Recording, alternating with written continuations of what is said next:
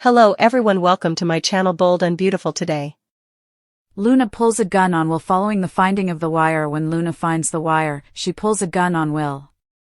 John Finnegan hopes they have evidence of Luna's intention to hurt Steffy Forrester because he has been at the Cliff home with the others, observing and listening. But Deputy Chief Bradley Baker would caution Finn that Luna hasn't gone far enough. Although Luna alluded to a strategy to ensure Steffy never causes trouble again, this does not imply that she plans to remove her off the map or cause her any harm. Will needs to ask Luna how she intends to handle this Steffy scenario while keeping her talking. While this sting operation is underway, we'll see how much Luna divulges about her evil Steffy plot. In any case, Luna might decide she's finished talking to Will and press him once more to express his desire for her.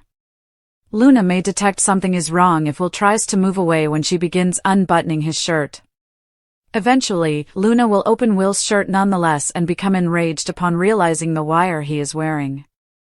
Eventually, the lipstick camera might also be found. Luna will soon take the gun out of the drawer and point it at Will in retaliation. When Will's trap goes terribly wrong, Elektra Forrester will undoubtedly be in a panic. Keep an eye out to see if Luna will kill Will by the end of the week because this is going to be quite the confrontation. Meanwhile, according to BNB teasers, Brooke Logan will find it difficult to comprehend the news that Nick Marone just gave her. Brooke received updates from Nick regarding Taylor Hayes' proposal and Ridge Forrester's acceptance. Nick will encourage Brooke to understand that Ridge is genuinely moving on with Taylor and make the case that she should follow suit, even though she won't want to accept that this engagement is actually happening. The night air outside the Cliff House was heavy with tension, thick like the silence before a storm, as hidden microphones crackled faintly in the ears of those silently gathered in the dimly lit operations van just beyond the Cliff's reach. John Finnegan leaned closer to the monitor, his sharp blue eyes narrowed with concern as he watched the grainy live feed through a lipstick camera pinned inside Will's button-down shirt. Alongside him stood Deputy Chief Bradley Baker, arms crossed and brow furrowed, his seasoned instincts alert but wary, knowing that the thin thread holding this sting operation together was fraying fast.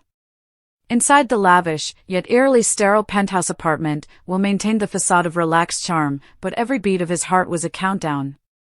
He had to keep Luna talking, keep her confessing, keep her seduced by her own ego long enough for backup to arrive, or at least long enough for Finn and the team to get irrefutable evidence that she was plotting something catastrophic against Steffy Forrester. And yet, the line between manipulation and madness is always razor thin, and Luna had begun to teeter along it. Her initial coyness, her flirtatious purrs and tantalizing glances, were all a calculated dance, meant to distract and disarm Will, but he could sense the shift. There was danger behind her eyes now, a shadow of something darker, colder, more determined. When she whispered, "Steffy will never be a problem again," her voice was so calm, so certain, that it sent chills up his spine. But that wasn't enough for Bradley Baker. They needed specifics. Plans. Motives. Means. Without a full confession or concrete threat, Luna could walk free. So Will pressed gently, pretending to be intrigued by her vision, asking her how exactly she planned to make Steffy go away, hoping she'd indulge in the fantasy long enough to damn herself. But Luna was no fool. As she drifted closer to him, her fingers lingering at the collar of his shirt, her expression shifted from sultry to suspicious. "You're awfully curious tonight," she murmured, tilting her head slightly. "Not like before." Will swallowed hard. "Just excited," he said, forcing a smile. "About us." Luna smirked, stepping into his space, close enough that her breath warmed his neck. "You always were a terrible liar." Her fingers slipped beneath his shirt, button by button, peeling away the fabric like petals from a dying flower. And then she saw it, the wire, neatly taped against his chest, blinking softly like a traitor's heartbeat. Her eyes widened in stunned betrayal, and in that split second, something broke inside her. The playful seductress vanished. What remained was cold, clinical rage. She stumbled back, her heels clicking across the marble floor like gunshots, and in a single fluid motion, she reached for the drawer in the side table, flinging it open with a clatter. Will lunged, too late.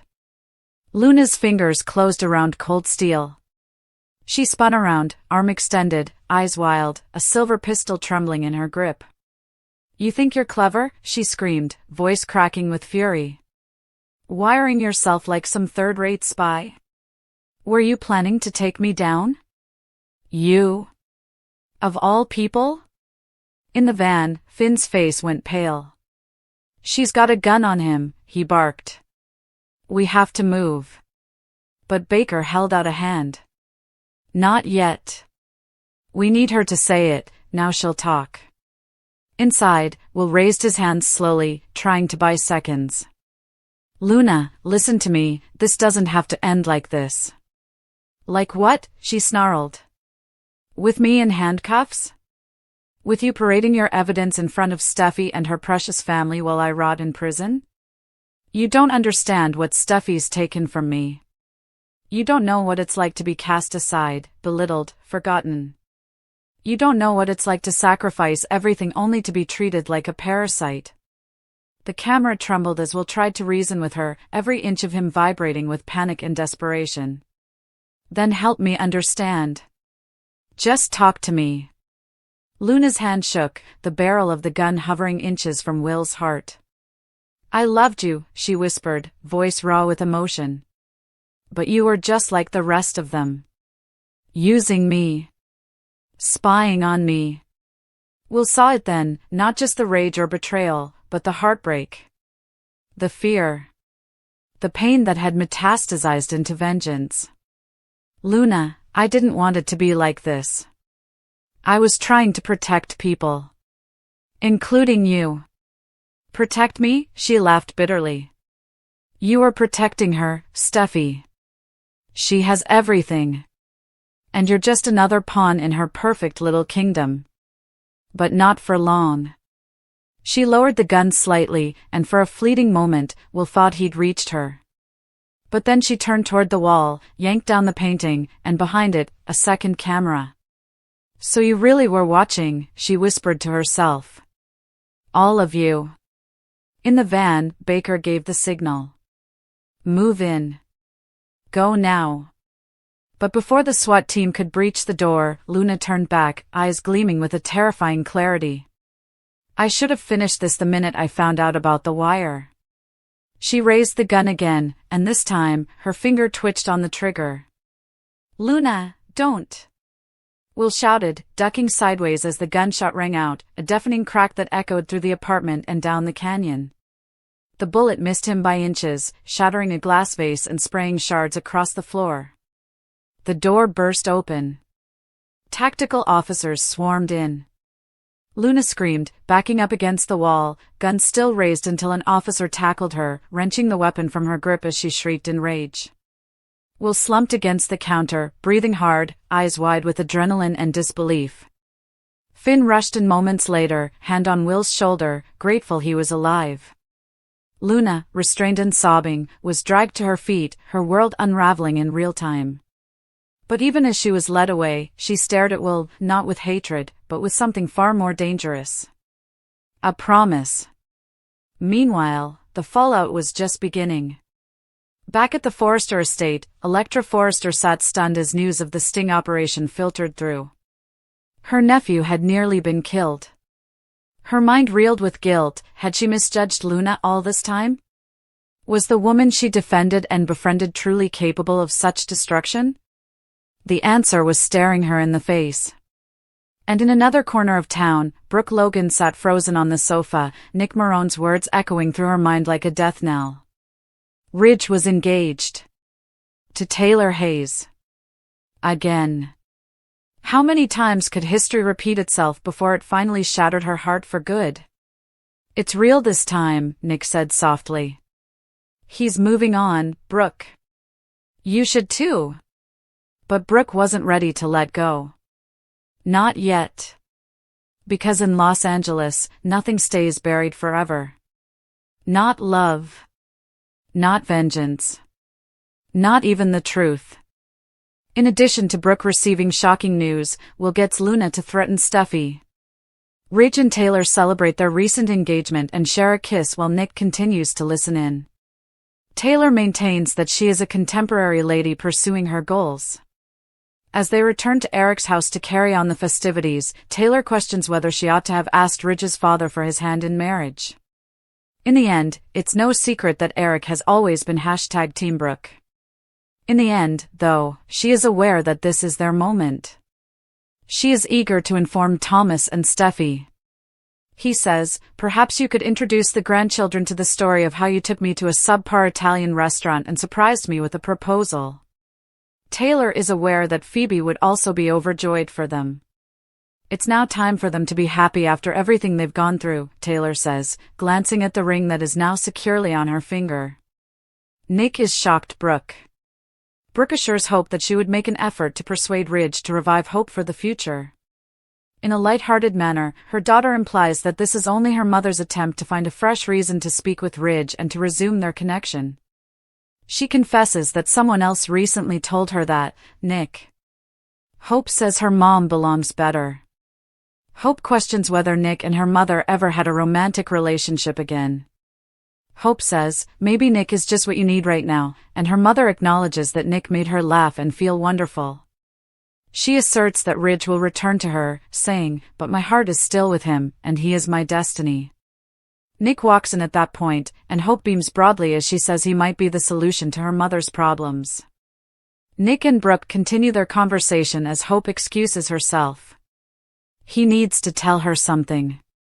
She believes it has to do with business, wondering if he might be considering buying a fashion house. He claims that what he knows will be exciting to the industry, even though that is untrue. In the end, he informs his ex that he witnessed her ex with his ex, which is to say Ridge and Taylor. Brooke screams, "Whoop," and Nick responds by telling her that he overheard Taylor ask Ridge to marry him. Still not quite making the connection, Brooke obviously believes that her destiny turned down the proposal, so she is shocked when Nick tells her that Ridge is now engaged. Luna problematizes. As she, Steffi, Finn, and Baker watch will lavish Luna with praise and kisses, Elektra struggles. Although Baker acknowledges that the situation is risky, police are on hand in case something goes wrong.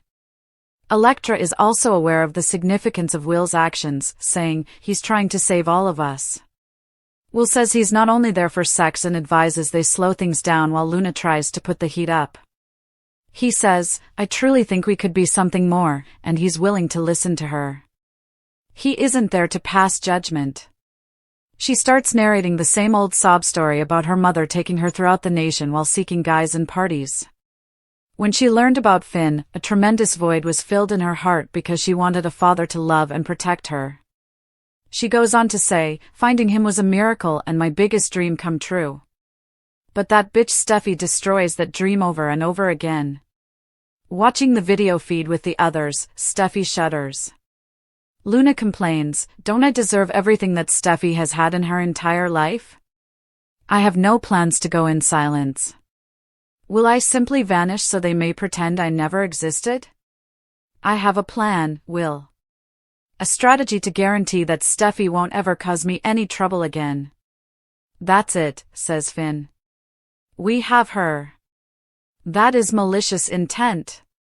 Is it sufficient, though?" The night had barely begun, yet the lives of those orbiting the Forrester universe were already spiraling toward yet another collision course of betrayal, revelation, and heartbreak. At Eric Forrester's sprawling estate, the room glimmered with warm lights, their glow bouncing off the antique frames, crystal vases, and gold-trimmed mirrors that adorned the space like witnesses to 1,000 romantic disasters. And tonight, that number would grow once more. Taylor Hayes, with her chestnut hair cascading in soft waves and her eyes twinkling with a mix of triumph and disbelief, stood toe-to-toe with Ridge Forrester. Her hand, now adorned with a sparkling engagement ring, trembled slightly, not out of uncertainty, but from the overwhelming flood of emotions that surged through her. "Can you believe this?" she murmured to Ridge, her voice barely above a whisper, as if saying it too loud might shatter the magic. Ridge, ever the romantic when it suited him, pulled her close and kissed her forehead. "I believe it, Doc," he said. "Because this time, we're doing it right." Nick Marone listens in. From just beyond the hedges of the Forrester estate, where shadows met moonlight and secrets clung to silence, Nick Marone adjusted the earpiece in his ear. He leaned forward, catching every word exchanged between Ridge and Taylor. It wasn't often that Nick found himself playing the part of a spy, but something had compelled him tonight. Maybe it was the years of watching Brooke pine for a man who never fully committed. Maybe it was unresolved feelings. Or maybe, just maybe, it was the whisper of fate reminding him that some stories weren't over yet. Meanwhile, back at Brooke Logan's house, the air was thick with nostalgia. The scent of jasmine filled the room, a scent she hadn't worn since the early 2000s, back when Ridge's love seemed certain and her place in the Forrester legacy, unshakable. Brooke sat on the edge of her plush cream-colored sofa, fingers tapping nervously against the armrest. She was trying to remain composed for Hope's sake, but the truth gnawed at her heart. She could feel something shifting. Something final. Hope, ever perceptive, leaned in and gently teased, "Mom, are you really trying to resurrect hope for the future, or are you just finding a new excuse to hover near Ridge again?" Brooke's laughter was forced, thin. "It's both, maybe," she admitted. "But it's not just that. It's, someone reminded me recently of my worth. Of what I deserve." Hope's eyes sparkled. "Nick?" A pause before the storm. "Yeah," Brooke sighed. "He's been surprising me lately. Making me laugh again. Making me feel seen." "Maybe he's exactly what you need," Hope said, hopeful yet cautious. "Someone who puts you first for once." Brooke smiled wistfully. "But my heart, it's still with Ridge. He's my destiny, Hope. Always has been." Before Hope could respond, the front door opened and Nick Marone stepped in. He looked tired, but there was something in his posture, a rigidness, a tension, that made both women sit straighter. "Nick?" Brooke rose to her feet. "What's wrong?" He didn't answer at first. Instead, he looked to Hope. "Could we have a moment?" Hope glanced between the two, then nodded, offering her mother a comforting smile before slipping into the kitchen. Nick took a breath. "Brooke, I know you think Ridge is still yours. I know you believe there's still a chance, but something's happened." Brooke's brow furrowed. "Something with Taylor?" Nick nodded. "I was at Eric's. I overheard. Taylor proposed to him." Brooke chuckled, shaking her head. "Well, of course she did. She's desperate. Ridge would never." Nick interrupted. "He said yes, Brooke. They're engaged." The words hit her like a slap. Brooke stumbled slightly, reaching for the back of a chair to steady herself. "No," she whispered. "That's not, he wouldn't, he told me." "He told you what he needed to," Nick said gently. "But the truth is, he's chosen Taylor. At least for now. Will and Luna's dangerous game." Miles away, in a dimly lit surveillance room nestled inside a secure Forrester Creations annex, Steffi, Finn, Elektra, and Lieutenant Baker watched with a combination of anxiety and horror. The monitor displayed a live feed from an elegant yet ominous lounge where Will Spencer, cool under pressure, playing a dangerous role, was charming Luna with smooth words and subtle manipulation. "I can't believe he's doing this," Steffi muttered under her breath, her nails digging into her palms. "He's buying us time," Elektra responded, her eyes glued to the screen. "He's putting himself at risk to draw her out." And it was working. Luna, dressed to kill in a figure-hugging black dress, leaned in close to Will, her voice slinking through the speakers like poison-laced honey. "You know what I hate the most about Steffi?" she purred. "That she acts like she owns happiness. Like it's a birthright she gets and the rest of us don't." Will feigned empathy, his brow furrowing. "Tell me more." "She's had the perfect life. Perfect family. A father who adored her. A husband. Children. Power. And then Finn," Luna whispered, venom dripping from every word. "And when I found out he was my father, I thought maybe that meant I could finally have something too. But no. She still gets to be the princess, and I'm just the mistake." On the monitor, Finn's face tightened. "That's enough. She's completely unhinged. Wait, Baker interjected, raising a hand. Listen. Back on the screen, Luna's voice turned dark, her eyes narrowing as she clutched her glass. Well, I'm not going anywhere. I have no intention of disappearing quietly. You think I'll just walk away and let her erase me? Not a chance. I have a plan. A plan to make sure Steffi's never a problem for me ever again. Finn leapt to his feet. That's it. That's intent to harm. But Baker remained stoic. It's close, but we need more. Something concrete. Motive, plan, and means. Steffi, pale and shaken, whispered, she's really going to try to destroy my life.